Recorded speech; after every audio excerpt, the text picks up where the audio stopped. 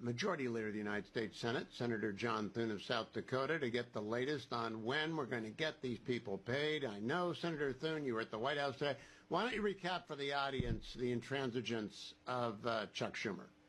Right. Well, I'll tell you, Hugh, as you know, I've been very clear.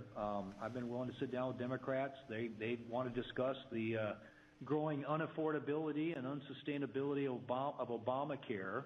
And I've said I'm willing to give them a vote, but it's under one condition. They got to end the Schumer shutdown, open up the government. I mean, we can't negotiate under hostage conditions, and that's where we are right now. As you know, we have a bill to fund the government, passed the House, sitting on the desk at the Senate. The president's ready to sign it. The government could open up today.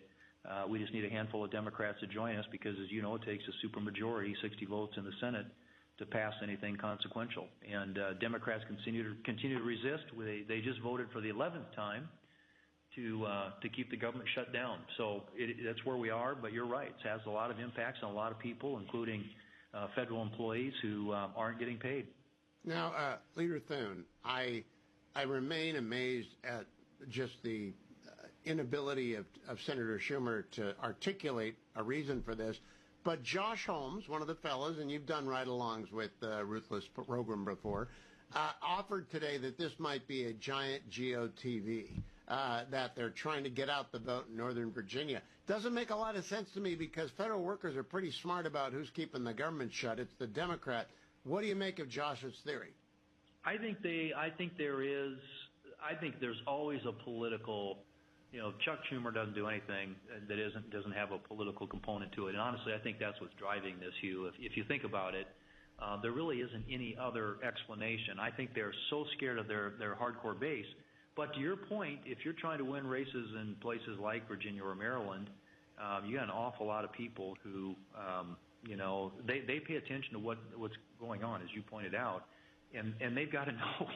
They've got to know that we've been trying now for weeks to open up the government. We've got a clean funding resolution sitting at the desk in the Senate. All we have to do is get a handful of Democrats to vote for it. So if I'm a Virginia federal employee or Virginia voter for that matter, I think I would be calling my senators from Virginia and saying, what are you guys doing and when are you going to vote to open up the government? I certainly wouldn't be voting for Spanberger as a way of rewarding Democrats for making me miss paychecks. Leader Thune, when you had a chance to talk to the president, is there enough money to be found in the Pentagon to pay the troops another check? They scraped it together last go around. That's the one, I don't like anyone not getting paid when they're working, but I especially don't like people who can't quit. Right, and we want, Republicans want our troops to get paid. We want the men and women of the Border Patrol to get paid. We want TSA agents, ATC, air traffic control, every federal employee to get their paychecks. And that's what voting on the clean CR represents. They want, the Democrats that is, far left progressive activists be less mad at them. I mean, that's really what we're talking about here. So I just think in the end, Hugh, that it's a simple choice for them, and they can get the government back open or they can choose to keep letting the far left call the shots. I think the majority of the country is starting to see through this and is going to continue to move against them. But it doesn't seem like they care. I think they are so fearful, so afraid, so running scared from that far left base, which is where, the money in Democrat politics is, the small donor stuff. It's where the activists, it's where the energy is. And frankly, that's where a lot of people end up getting primaried. And I think these Democrats here in the Senate are afraid of that. Now, Leader, do you think they want Russ Vought to come out of OMB with the axe? President Trump called him our Darth Vader. He hadn't done anything very radical thus far, but do you think the Democrats want him to do that? It's almost in a way, I don't know if they think that makes them look like martyrs or create this cult of victimology for their cause, because it's not going to work. I mean, what they're doing is they're costing themselves and their states. I mean, obviously, any president, if forced with the decisions that President Trump and Russ Vought and others on his team are going to have to make, are going to make decisions about where to put money, where to allocate resources based on their priorities. I mean, that's just the reality of it. And that's going to mean that a lot of these states like New York are probably going to get, ones that get hurt by that, because they're going to be thinking about where do we put the how do we decide which departments, which agencies, which federal employees are, essential, which aren't, which ones get paid, which don't. Those are all decisions that in a shutdown the administration has to make, and they're clearly going to make them based on their own priorities, and those are not going to be the priorities the Democrats want. Can we also talk about regular order for appropriations? Senator Collins is chair of the Appropriations Committee. I want to talk to you about Janet Mills wanting to be a freshman senator at the age of 79 in just a moment. But are you ready to proceed with regular order if they reopen the government? Absolutely, and we've told them that repeatedly, and as recently as Thursday last week, we gave them a chance to vote on the Defense Appropriations bill. That was simply to get on the bill. I mean, this is it's a cloture on the motion to proceed to the bill. They have two other times where they'll have the backstop of a 60-vote threshold where they could block or stop that bill if they wanted to.